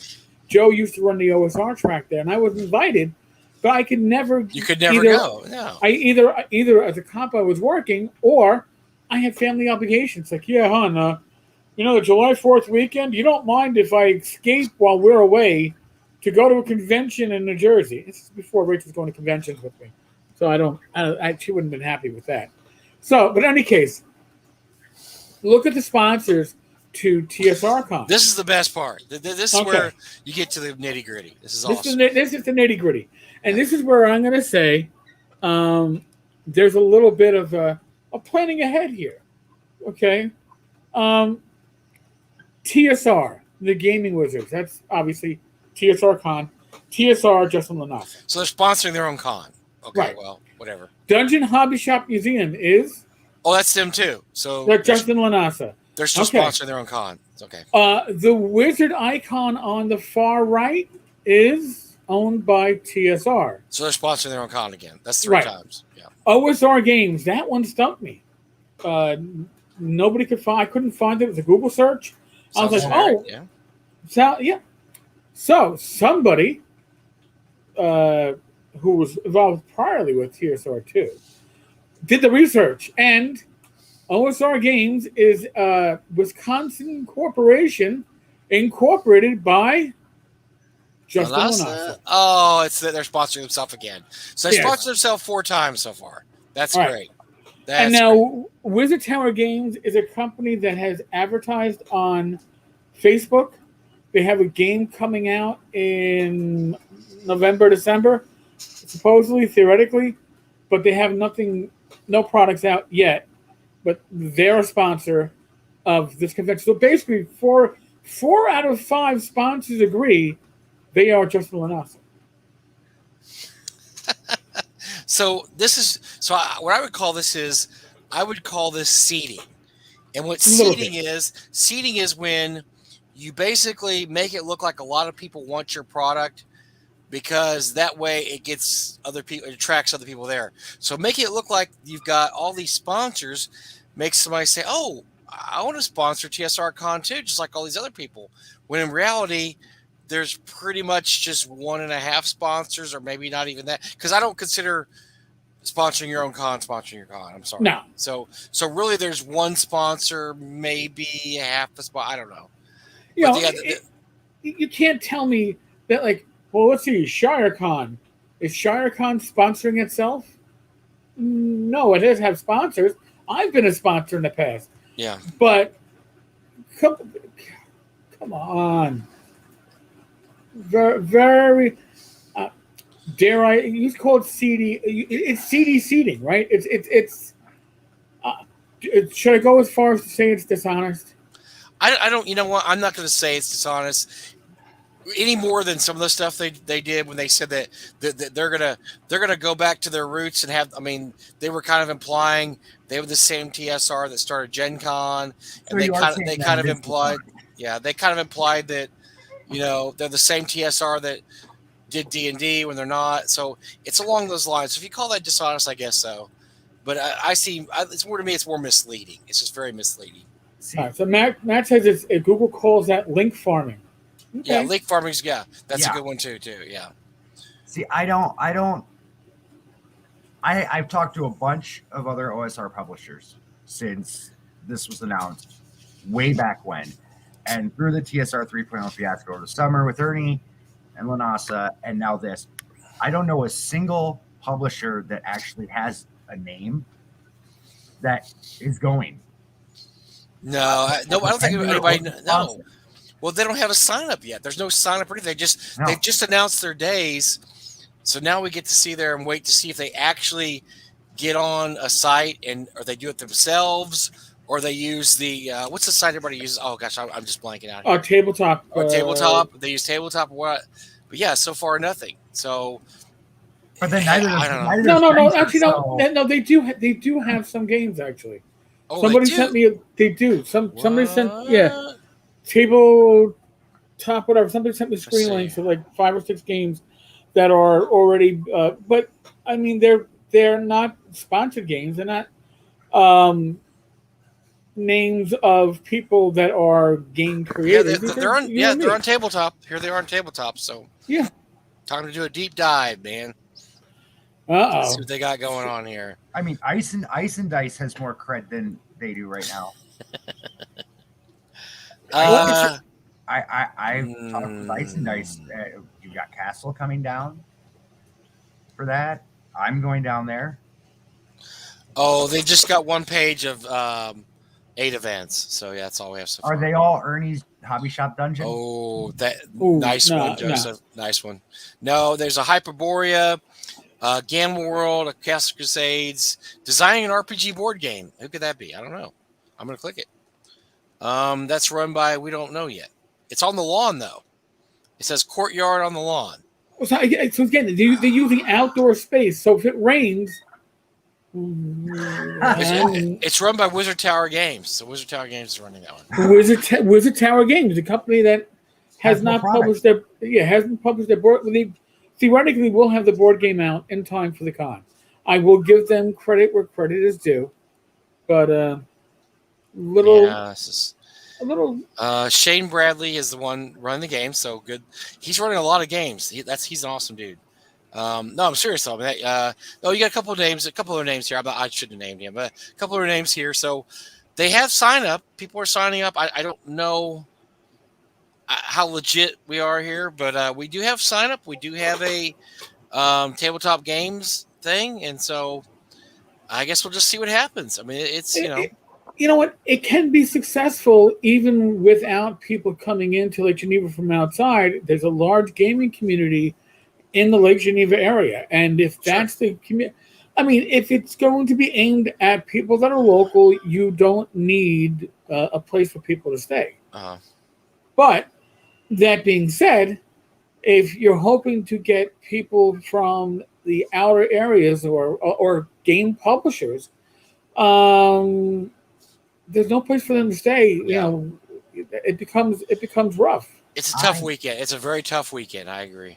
I lived in a tourist town, very similar to Lake Geneva, except a little bigger, for 30 years, a little bit more maybe. 4th of July weekend, there isn't going to be a single hotel room available. You're probably right. Yeah, I think you're right, because this is a resort town, and that's July 4th. And hell, even I live in Dallas-Fort Worth. There's no hotel rooms there July 4th. I mean, just anywhere, any city like that. Oh, and then this one. Oh no. Well, here's the thing. VentureCon. I give VentureCon a better chance of happening than. Actually, I give VentureCon a better chance of repeating, because I don't know if TSRCon is going.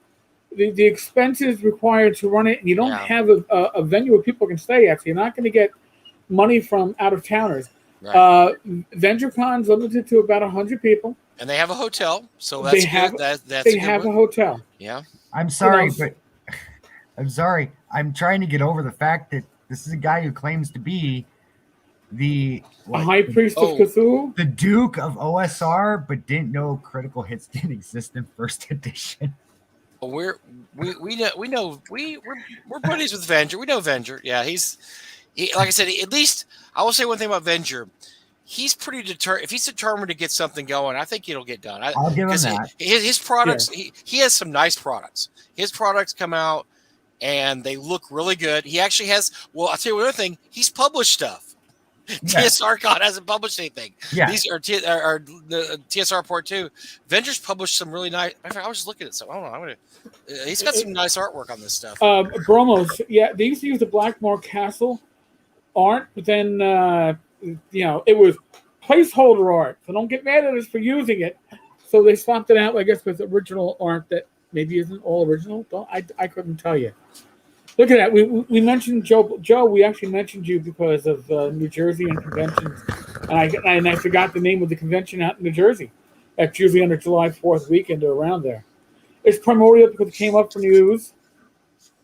So this is one of his books. I don't know, the Chalt. I mean, it's nice artwork that looks like that's Venger right there, but it's a nice book. He puts out pretty good products. I mean, there's Chalt again. I mean. This is DexCon. Really Thank nice you, Joe. product. Really nice product. You. So I'm going to give him that. He's got product out. He's got more cred than these guys by far. Way more cred. I'll give him that. But his edge, I'm so on the edge thing. That shtick is so. We've talked to Venger about his shtick. Yeah, I think he knows that his shtick didn't play very well last time. You know what? I look at it a lot like shock jocks, right? There was a period of time, probably late 90s, the early aughts, where shock jocks were all the rage. It wasn't just Howard Stern, it was Opie and Anthony, and everything they'll get right up to the edge, and sometimes going over the edge. And then they all stopped being what they were. Howard Stern's the last man standing. I don't think anybody I know ever listens to him anymore. They've all kind of fallen off. If you don't, and even Howard has adjusted his game. I think Venger is adjusting some of his game, which is good. Because again, when he does fantasy RPG related work, he does some of the best edgy work that's out there. I'm not going to say the absolute best, but the quality of what you get for your money is going to be second to none. And although it's edgy, it isn't like Lamentations of the Flame Princess. Here's an edgy adventure that will just fuck your party over and you can't complete it. But it was edgy. Avenger stuff you could actually use in your home campaign. Maybe tone it down a little bit, but you can use it. And I think that is one of the standards for quality. You can have amazing looking stuff. I mean, Raggy stuff is some of the highest end physical quality stuff you're ever going to find. Quality is amazing. Yeah, quality of Raggy stuff is amazing. But you just never know if it's going to be. Yeah, but the content, sometimes the content is so edgy, it's beyond edgy, and it's like, okay, that's unnecessary. We need to see that. I need to see that, yeah, because I think Raggy also, what you said about shock jocks is very, because, and we said this before, when James came out with stuff, he had some great stuff. Death Frost Doom, Grinding Gear, Hammers of the God. I mean, just some great stuff. And then it's like he thought he was going to one-up himself. And he just had some stuff that was just not, I think he could do better. I mean, what was it? The Monolith from Beyond, which is just an awful adventure. I can't say how much I hate that adventure.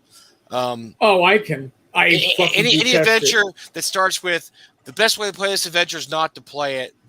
What's the point? Because if you play it, you die. That's the whole thing. If you play that adventure, it's a total TPK. No, there's no way you get out of it. You're dead. So the best thing to do, he said, when the hook comes, is just walk past the hook and keep going. What's the point of publishing that? That's just silly. And so he did some silly stuff like that. He put a turd on. He put a turd on the cover too, which that was edgy. But yeah, that's the same thing with James. It's and apparently James has a lot of product. He's been talking on his page about. He just put a huge order in for product. He's got a lot of product coming out in the next few months. And the ref book isn't one of them. I'm sorry. No, that's crazy. Of all the things he's going to publish, the ref book's not going to be one of them. Yeah, it's not going to be one of them. Now, Terry has a point. Venger, love him or hate him, he's putting out product that people are enjoying. Yeah. And he equates him with the Androdized Clay. The character is much different than the person. I had breakfast at Gary Con with V years ago. And he was a very pleasant, enjoyable person to sit down with. Oh yeah, online we've done this shit. It's been like shadow boxing, but I think that V has, again, it's a growing process or it's an evolution, and I think V is learning that his work stands on its own when he does good work, and I don't think you have to. Be different. But you don't have to, be that standoutish when your work can do that on its own. Right. So it doesn't. He kind of reminds me of a professional wrestler in a sense. He's promoting himself. There's two sides. He definitely has a gimmick, which is Avenger, which we see online, and then the actual person. Derek, which from what I understand from you guys is completely different. So I could definitely see that. He's got some great. God dang it! Book's so slick it flipped out of my hands. His books are slick. I would say he's got some really great art in some of this stuff. I don't know where he finds these guys, but he's got some really good stuff. I can't find the page. I was great. Yeah, he finds really great artists, and They do great work. He gets affordable rates. Some of the work is actually donated. I'm listening to this fucking rain. I'm sorry. I don't know if you can hear it from over. I'm just like, holy shit. If you go off the air, we'll know what happened then. It's like shelter in place. Yes, I'll go under my desk. No, I don't think so. But I was like, thank God I closed the window in the kitchen because. Usually when it rains, like there's no wind. I'll leave the window open with the extra screen. Yeah. The cat will enjoy it. And now it's just like if I did that, my kitchen would be flooded. So what else do we have? So we have TSR Con. What else do we have this week for this weekend? Stupid or not stupid or maybe stupid or? I think that was the major stupidity. Yeah. That was there was some other stuff that got sent to me. Gail Gygax calling out Joe Mangiola. Didn't see that. Oh, No, didn't see that. Joe, she didn't. Oh, Joe, yeah. Joe, my Oh, lawyers boy. want to talk to you or some shit like that. Oh, Jesus. Come on. It's like, I guess her brother-in-law wants to pay out. Just stop it. Yeah. You know. Is anybody scared of Gail anymore? No. That's sad. Yeah, here it is. Oh, boy. You found it? Please call my LA IP attorney. Does she have? What's the chances she actually has an LA IP attorney? Seriously. She has one attorney that handles everything. Right. From what I understand. Her brother-in-law. Yeah, her brother-in-law, and he's not in LA. Sorry. Good Lord. Actually, I'm trying to think. I think Vetus has a new Kickstarter that launched. So. Yeah, this is that's just sad, as usual. She sent me a friend request on Facebook like 2-3 years ago, and I've just let it sit there and ignored it. I've been blocked for years. I got blocked shortly after she agreed to have a telephone conversation with me to discuss issues with the Gygax Memorial Fund, and then she decided not to have the conversation with me and threatened me with legal action. And I was like, oh, geez, I guess I got a bit too close. I love threats of legal action. I mean, it's like notches on the belt. It's like, oh, another one. Thank you so much. I know I'm doing the right thing when somebody does that. But I'm more likely to accept a friend request from my stalker ex than her. And here's the thing, Gail is only sending out friend requests for when she relaunches the Gygax Memorial Fund. However, it's gonna. There's no website for it. There's been no activity on the Facebook page for years. I got to dig to find the financial information, which just goes to show that there's no money coming in. And I still love the fact that there's no money interest being earned.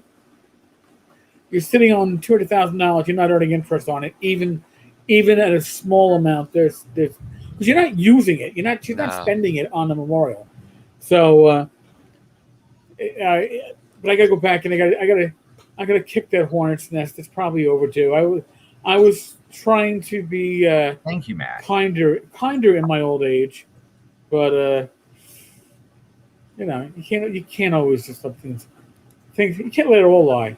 I'm just trying to catch up to all the comments. Everybody's been here's when you know when Gail is reached the point where she's meaningless. I'm looking at her comments on her page. One reaction, one reply. I mean, there's nothing. Nobody's reacting, replying.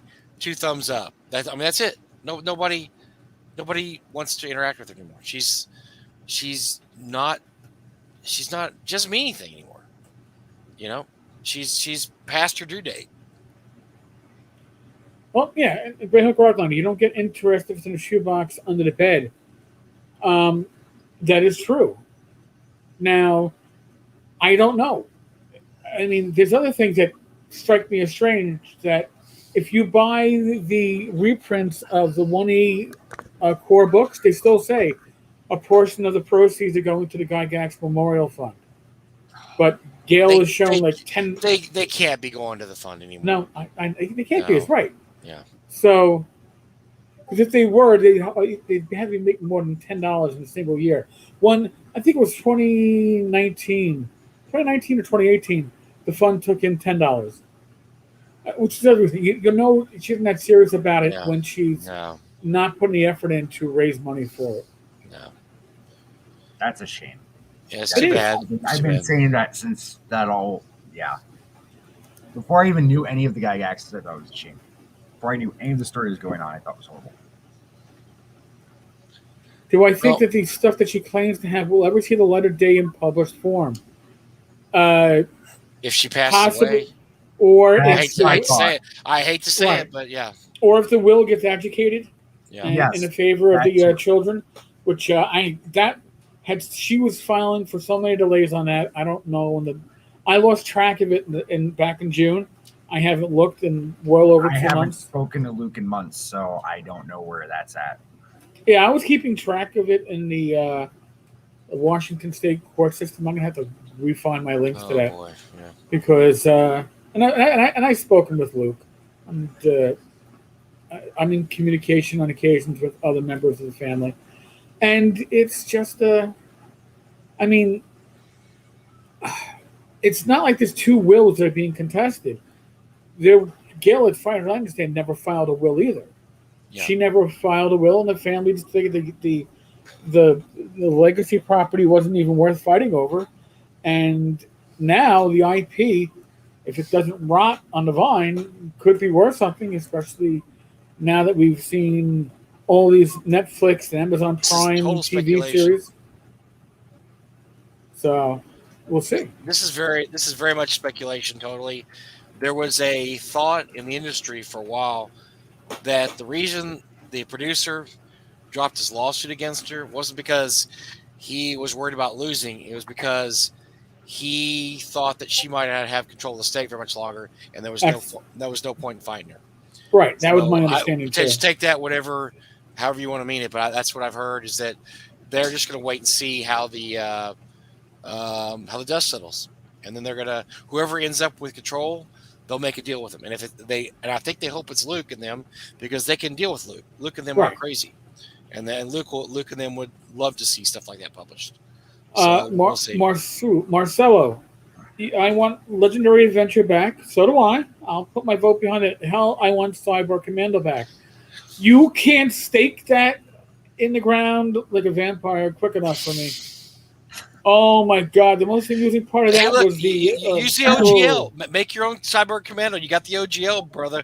Make your own Cyborg Commando game, and there you go. Yeah, I don't know why you'd want to, but no.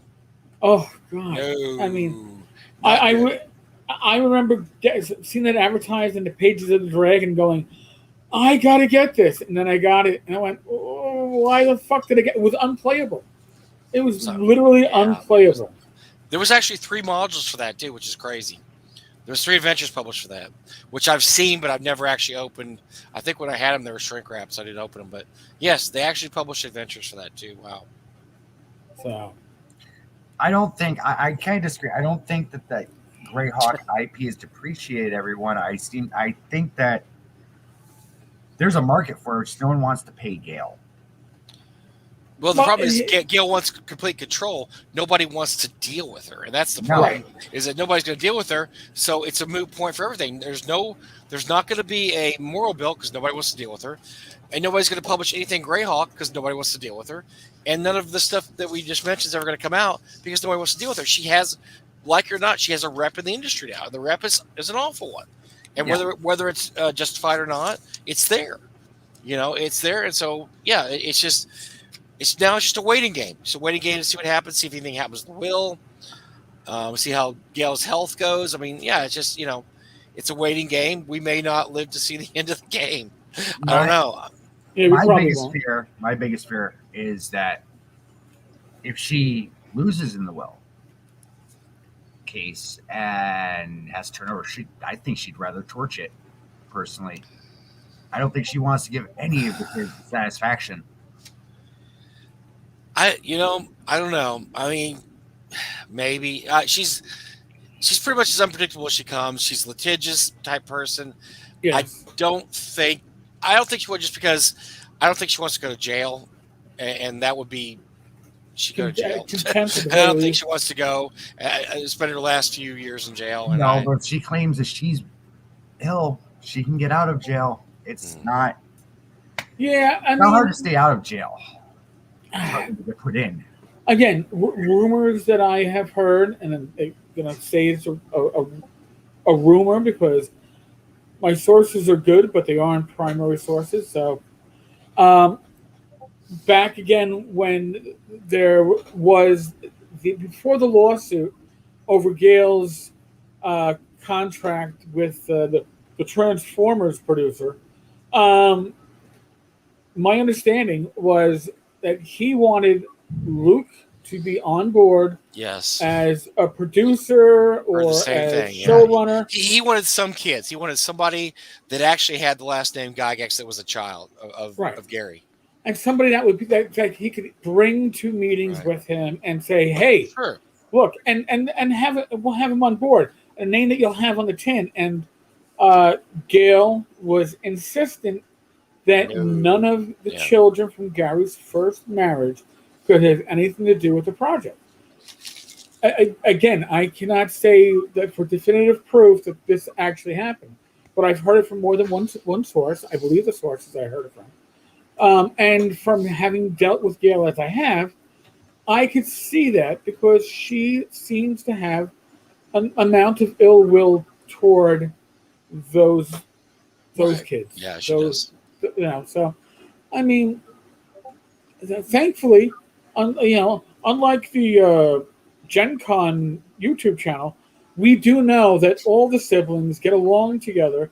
Right. Even Alex, her child. Mm-hmm. With the siblings from Gary's first marriage. Their half brother, Alex. Yeah, they all have a good relationship. They all get along pretty well, so they keep this family drama out of it. But again, if you were on the Gen Con YouTube channel, you might be hearing other stuff.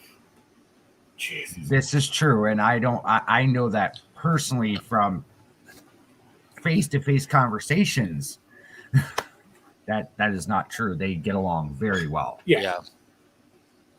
So I didn't go to Gary Con, go into growing up Gygax. They're all there. Right. Yeah. We've seen them all there. We've seen them all at the bar later. We've seen them hanging out. Yeah, everybody's there. And so they're all. She's the odd man out there. Nobody wants anything to do with her. So I don't know. I mean, Gail bashing is just so easy. I can't even get it. I can't even get excited about it anymore. It's just gotten so ridiculous that I just I try to avoid it without using the word allegedly, so I can't be sued. Well, yeah, I would use allegedly a lot because she is litigious. Yes, allegedly, opinion. I think those are your keys. You see, I'm not sure whether it was Gail or Ken Whitman that threatened me with my first legal action. I think it was her actually. I really think it was her. And it was because it was you were talking. It was when it wasn't even when she had it's when she had the extra persona. Whether there was two of them. Yes. Remember? Yes, I was getting a message from Gil Gygax's Facebook account, but she would either sign it as Gail Gygax or Mrs. E. Gary Gygax, and Mrs. E. Gary Gygax was the litigious, threatening individual. And Gail Gygax was the sweetest woman I've probably ever dealt with online. Yeah. And it was just like, it's the same account messaging me. And it's just like, hey, I just got something for legal action to be potentially sued for a comment that one of my readers made on my blog. Yeah. I was like, this is awesome. I love it. Oh. Can't make it up. I think the Draken Riders of Tirth people were the third people that threatened me with legal action. Oh, that's when you savaged their product? Yeah, when I savaged their Kickstarter, and then they called me a backwater blog. How dare you, sir? How dare you, and then threatened me with legal action.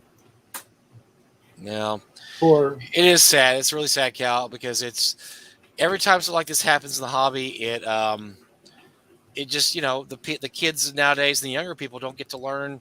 They don't get to know stuff. I've said this many times. Nobody knows who Gary Gygax is anymore. I talk to kids all the time, younger people, and they have no clue. No clue. His name is not on the books anymore, except it's inside, but it's not on the cover.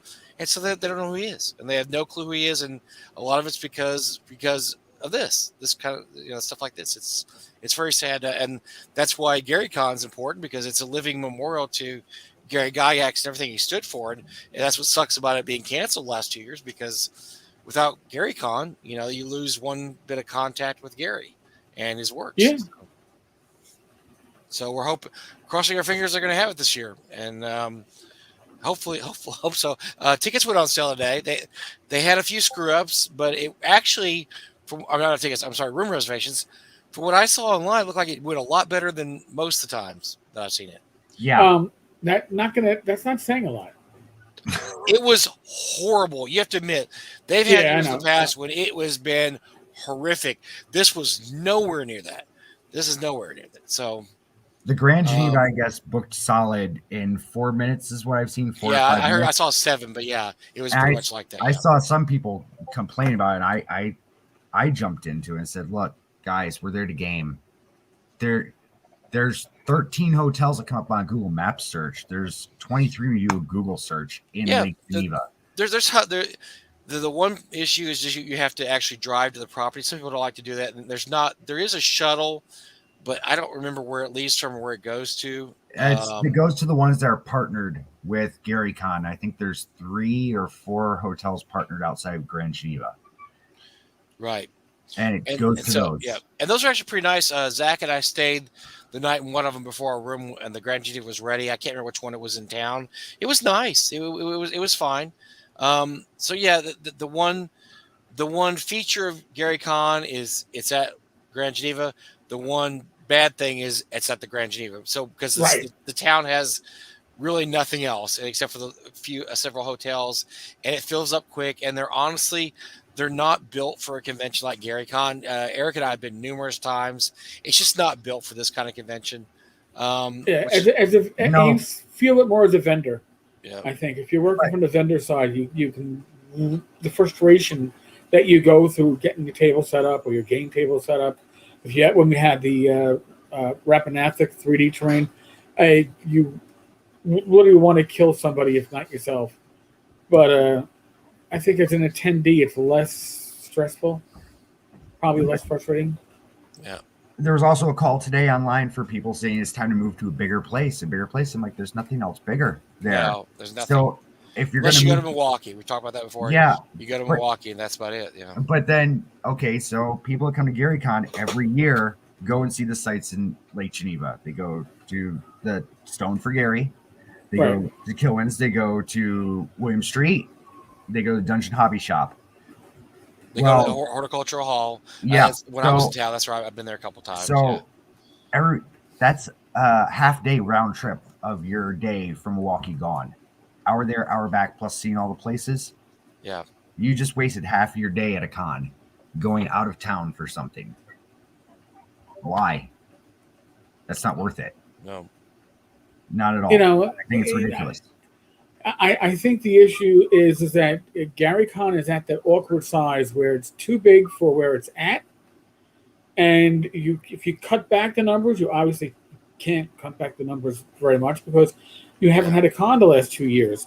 So you've got to bring in money, so you really can't downsize much without hurting the bottom line, which is painful. Yeah. Or you move up to some place like Milwaukee, which is going to lose you a lot of the charm that you get because of Lake Geneva, but will also jump this convention's attendance numbers. Sure. Probably double in the first year is going to be my guess. So I think Luke would have to be in a position where he's like, the colonel would have to be retired, but before he could take on those responsibilities. So I don't know. Time will tell. That's GaryCon's the highlight of every year for me so far because I haven't been in North Texas yet. You'd have fun at North Texas. It's good. That's a goal of mine. That is a goal of mine to get to. Probably not 2022 because, well, now we're on this. My wife runs finances for the company. I let her handle that because if I handled it, money be going everywhere. It's the exact opposite in our household than the stereotype. So our deal is if I go to a con, I have to be a vendor at it. Right. So North Texas and Gamehole look like they'd be like 2023. But hey, I did get to be a vendor at GaryCon this year finally, so I'm locked in there now. Yeah, that'd be great. I mean, North Texas is a great con because it's capped around 400, give or take, but you're going to have just about the same number of special guests, especially from the OSR, that you would get at Gamehole or GaryCon. Gamehole is an amazing convention because it runs like clockwork with a good chairman, is running the con and things will work as they're supposed to, or to be held to pay.